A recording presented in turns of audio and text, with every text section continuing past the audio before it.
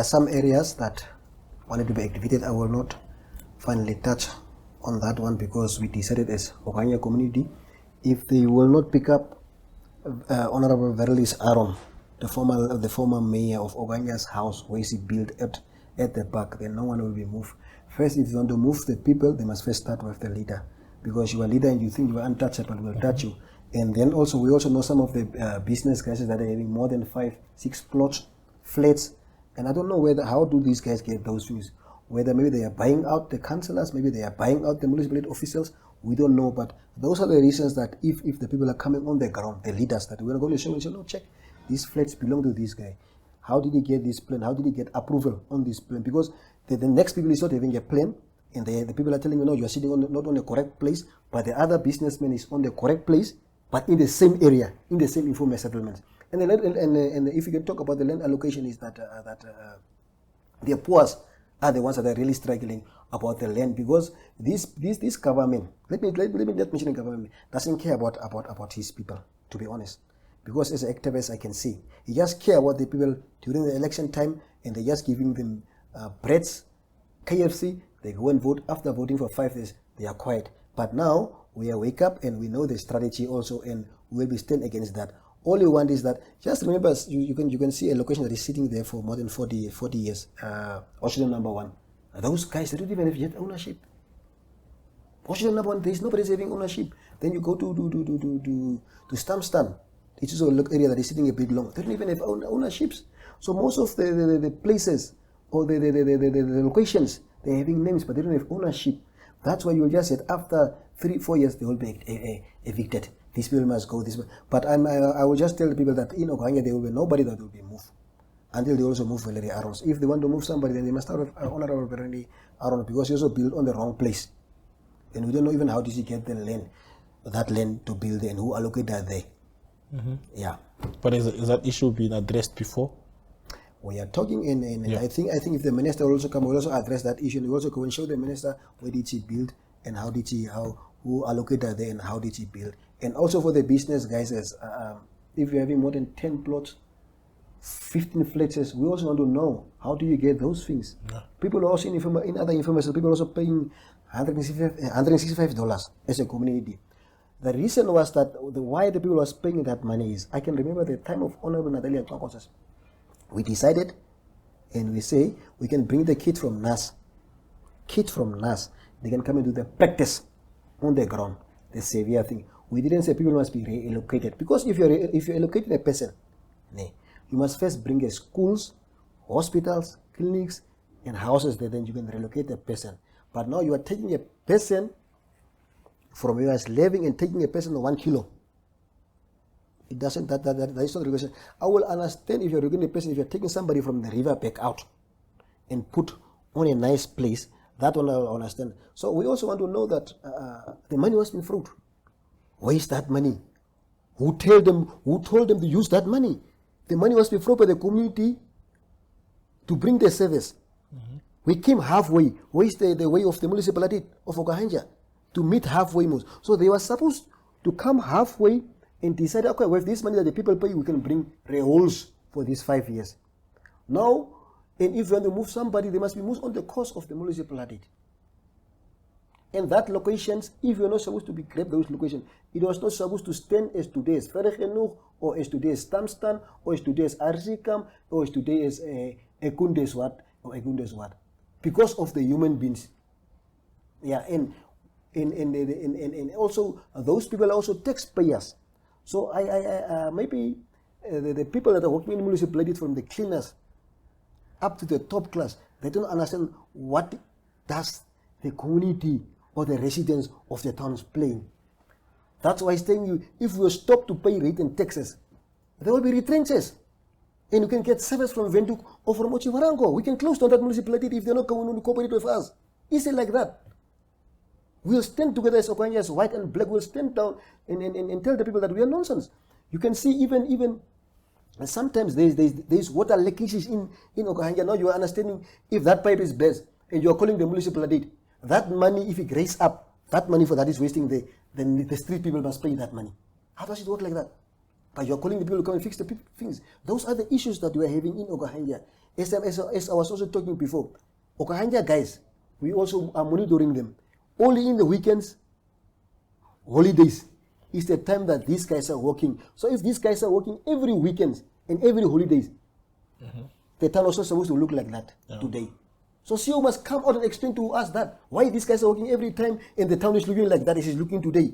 If you're just having one truck that is must pick up the rubbish drums, a town like that, and you are buying a lot of buggies, so that the guys must chase around with those buggies. It doesn't make sense. Those what doesn't make sense.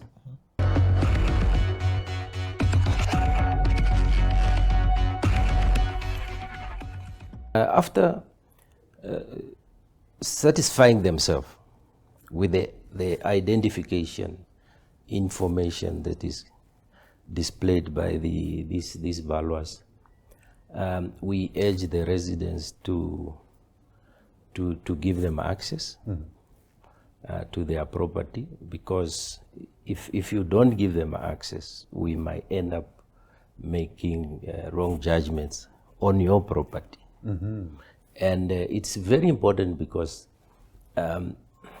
when we depreciate when we apply the depreciation rate, Yes. we apply the depreciation rate based on what we have seen. So that means the condition of the property, the type of material that is used, because if you don't allow these valuers to enter your property, they might end up thinking that your house or part of your house, which is a prefab, is a wall. So this is basically why we want you to cooperate and let them in, just to ensure that we are collecting correct data on your property. Very good. Earlier this year, I did receive complaints from other towns around Namibia about big increases in value allocated after general valuation was done on properties where no improvements were effected in the period in question. And I wanted to find out, under what circumstances can that happen? If I haven't added on or improved my property since the previous valuation roll, what might have happened so that my valuation is now much bigger? What happened is, you see, the value of the property does not sit idle. Okay. It increases. So do the cost of construction. Now the law, the law prescribe the methods of valuations that should be used. When it comes to land, it's the market basis. Okay.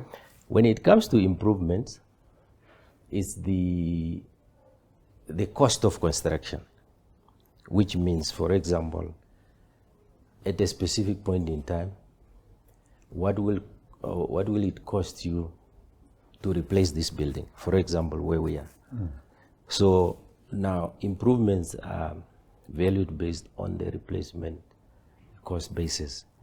Now what happened is that this is why I earlier mentioned that when it comes to depreciation, we need to know the condition, the materials that your property is in, so that at least when we make that judgment of depreciating, discounting, the replacement value, we know exactly at more or less what rate should we use. Because what it means is first you determine the value of that structure as new. Okay. Now you get the value as new. Now you know the property is not, at that point in time, is not new. Yes. You need now to depreciate it. Yes. So this means every general valuation, the value will not be the same, because the rate per square meter to construct such a structure does not remain the same I see. for all the years. Yeah. This is why this is why there will be a difference. When it comes to land values, the same, because the cost of servicing land 5 years back Yeah. cannot be the same as of today. Yes. So hence, when there is a new general valuation, there will always be an increase in values I see. because of that. Yeah. Yes. How will I know what the new value of my property is if I'm a property holder here in city of Windhoek, and once I learn that the general valuation is complete? Yes, the law prescribed a process that should be followed, and that means once the valuer has compiled the general valuation, at that point in time, it's called provisional valuation roll. Okay. That provisional valuation roll has to be advertised Okay.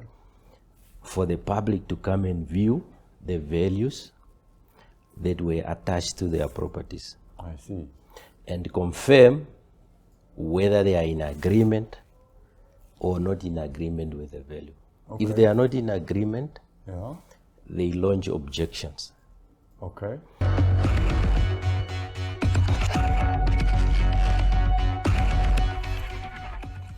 Well, the problems at the moment is mostly, let's start with the bigger elephant in the room. Yeah. Is the payment of non-tuition fee, which is well known to the student. They call it as a refund. Yeah. This non-tuition fee, as we speak up to date, only 8% of continuing students have received their non-tuition fee.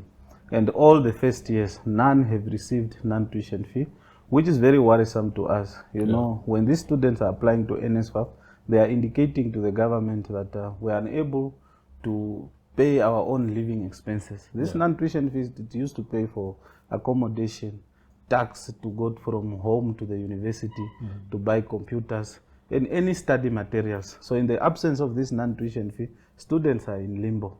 Not only that, another problem that we have is the students that have applied. As we speak now, some did not get their final contract award letters. Because that has brought now a bigger problem to them. As some institutions, they indicated earlier that they do not know what positions to take, whether to allow the the expected student to be funded by NSFAF to sit for examination or not. But now, as a responsible union that's non-compromised, which stands for the right of the Namibian students, we took the bull by its own horn. We approached NSFAF, that was Wednesday last week, with a lengthy meeting with them. Of course, they wanted to run away, but we told them, you cannot run away from these issues. We will not sit while our students don't know how their future is, and their future is in limbo. But we managed to meet the likes of Nathinge Demo, Chris Muya, where we demanded that they must write a letter to the institution of higher learning to tell them what is going on. And Those are NSFAF officials. those are NSFAF official students now. Okay. But from our surprise, the NSFAF officials, they were saying, we are no longer a parastatal as before. By now, we could just have written this letter. So we need the blessing of the minister. So that Wednesday, they promised us the letter will be out before the end of the day.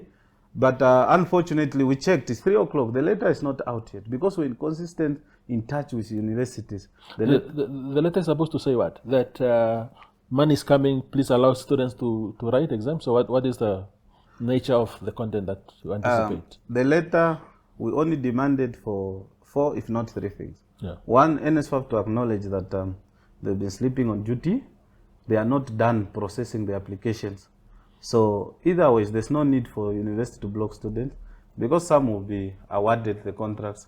So just give them, then later when they have their contracts, then NSFAF can pay. 2, to communicate to the institutions to say, we've given you advance payment and we had this 20%. So at least you have cash flow. You must be able to navigate through while you are waiting for money. 3, we wanted them also to communicate to the students, when are they going to pay? Because it's not nice to keep people just quiet and the landlords are asking the student. 4, the definite dates. When will you pay? Because we don't want to lie to our members, we don't want to lie to our students. Fortunately, as we speak, when we also want to thank the Deputy Minister, Honorable Coach Balotti. We met him at 4:55, 5 minutes to 5 o'clock. That was Wednesday.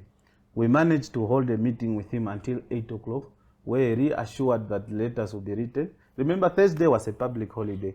To some people who are office-based, who only go to work because of a computer, they already ran away from their offices. And we knew already, if it was up to us, Thursday, while it was a public holiday, they're supposed to write that letter already. But nevertheless, as for his promise, the letter was written.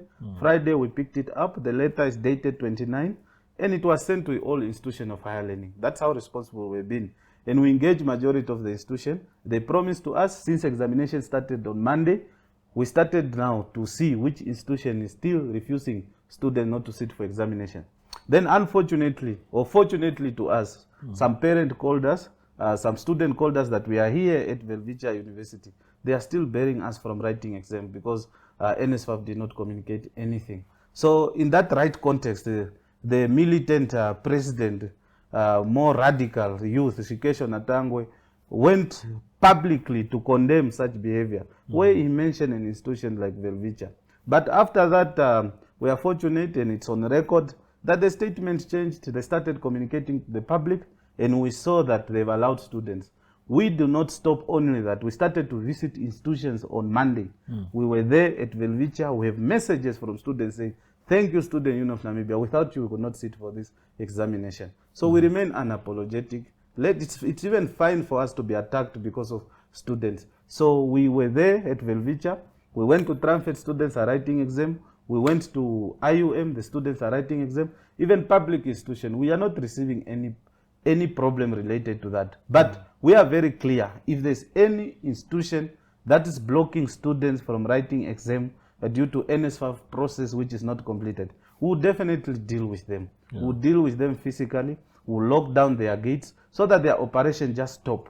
So we remain on our weight, regardless. Whether it's Kesho have said it, whether it's me, whether it's a grade 1 member of the Student Union of Namibia, the call is the same. Absolutely. The students who are affected are which ones? Because I find this whole thing very complex. Maybe it's because I have not been to school in a long time now. So you have continuing students. Yes. You have first-year students. Those that were barred from, that are affected by these delays of NSFAF, is it all of them, or is it a particular group between the two that I mentioned? Inclusively, all of them. Just to take you through, this year, 51,000 applicants first year have applied to NSFAF. Yeah. Then we have 50,000 legacy students. These are continuing students. Yeah. Now, when you combine this number, we are talking about more than 100,000 students. And why does it affect all of them? NSFAF did not communicate to institution of higher learning then. Then normally, under normal procedure, when NSFAF was a parastatal, a letter could have been sent in advance without causing any panic. Now, even institution didn't know what to do with the continuing student because there's no communication. Even worse, now the first intake, they don't have a contract yet. Some don't even have acknowledgement letter because the application for NSFAF was extended. And in fact, it's the schedule of them who demanded open the application with our brothers and sisters at the villages where we have this weak network. I think you know now telecom is terrible. So students wanted to apply, but they could not because of such type of predicaments. So once we have now all these applications are not done, it's to finish on the 11th. So what did we propose? Just allow everyone continuing and the new intake. And for the continuing students, we were saying as an institution, you have received the 20% from government. So there's no reason for you to bear them from examination. But what they demanded was just a letter. But since that letter has been written, it covered everybody, both the continuing and the prospected, all first years. In fact, to some institutions, even the private funded students, they are also sitting for examination due to the fact that they are hiding under this letter which NSFAF have written. Is there any difference in how students at public universities and those privately owned are being treated? Did you notice any difference in how they are being treated, or do you just have, or is it a situation of public universities, they are owned by government. NASFAF is government. There's more trust between those two, but with private universities, maybe there's a bit of mistrust. How is the situation there? The situation internally, we could not say the students are being treated differently. Yeah. The challenges are the same. For instance, if you look at UNAM, EMONA accommodation need to be paid. So where does the money come from? It comes from the non-tuition fee. So EMONA indirectly, there's that communication with the student. When is the money coming? And indirectly with the people that we can't mention their names now, they are also worried at public institutions, both NAST and UNAM, they are saying the quality of our education is depleting. We need money. We have to pay for water, electricity, and all these bills. Where does the money come from? From the tuition fees. And if you look at the headline today, Honorable Sankwasa, a responsible minister, is going to cut the agency or ministry that did not pay the bills. In the same line, if UNAM and NAST did not pay their water bills and electricity, they might cut. But for us, for the student, where the university is, let's hope they are not part of this. We are requesting the same application, the same letter that was written to institution. So it could also apply to the Ministry of Urban and Rural Development. We don't want water and electricity to be cut while the students are writing examination. Education is very, very important. And the most important thing, there's no difference again.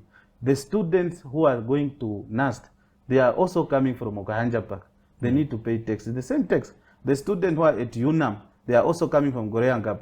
The student at IUM, these students stay at the same places. So for us as the student union of Namibia, when we look at a Namibian student, we don't even look at them whether they are from public or private. It's just a Namibian student. Their problems are the same. We know there's some public institutions, they threaten sometimes will block your result if NSFAF did not pay. Psychological traumas are the equivalent, whether private or public. So the right thing to do is government must pay. Not only paying late, but paying on time. When you say the universities are not invoicing NASFAF, you said earlier also that some students are not even confirmed yet as recipients by NASFAF itself. I have students sitting in my class, but I don't know whether they will be receiving that because it's not formal confirmation yet of that support. How do I invoice in NASFAF when these students have not received that proof that they are now members? Okay. There are continuing students who are around 50,000. Yeah. So there's no problem. You've registered them, send the invoices. What are you waiting for? Yeah. For those that have been That are already approved in the system, yeah. And out of the 51,000 that have applied so far, 31,000 have signed the contract. Those are first year.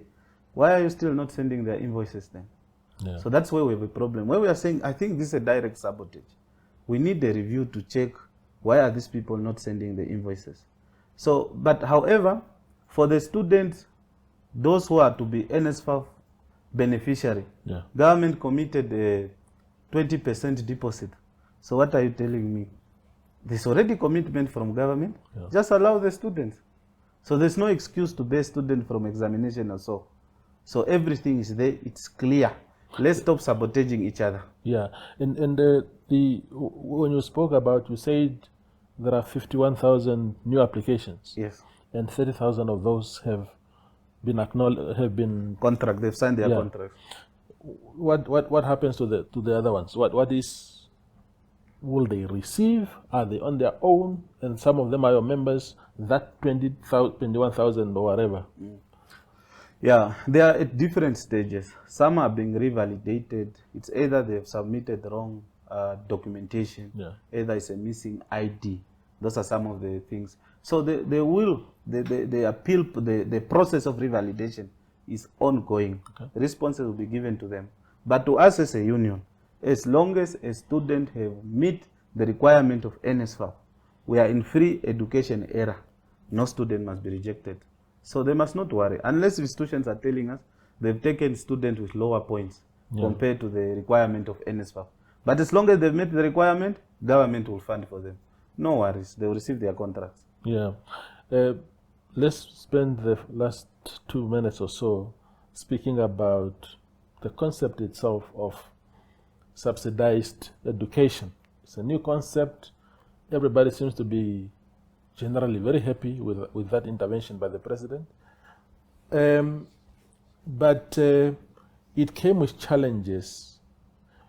What must happen to really straighten out everything, to make sure that that noble initiative of the president goes the way it is intended to be, because now the left hand doesn't know what the right hand is up to.